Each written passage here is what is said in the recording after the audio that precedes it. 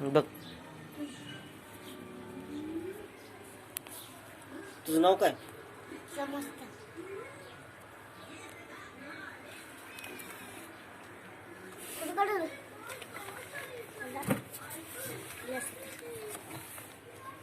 एका सारख्याच आकारांच्या 3 बाटल्या एक बाटली पाण्याने पूर्ण भरा असे समजा की हे सर्व पाणी वापरणारे तुम्ही एकटेच आहात म्हणजे संपूर्ण बाटलीभर पाणी तुम्हाला वापरता येईल.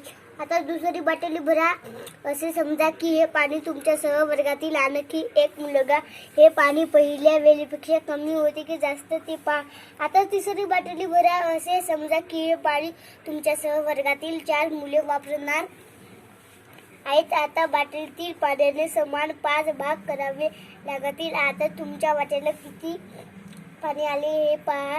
यावेळी पहिल्या व दुसऱ्या वेळेपेक्षा जास्त आले की कमी असे का झाले याचा विचार करा. राहुल असे का झाले याचा विचार करा. राहुल आणि सगुण खेळून आल्यावर हातपाय धुतात, पाणी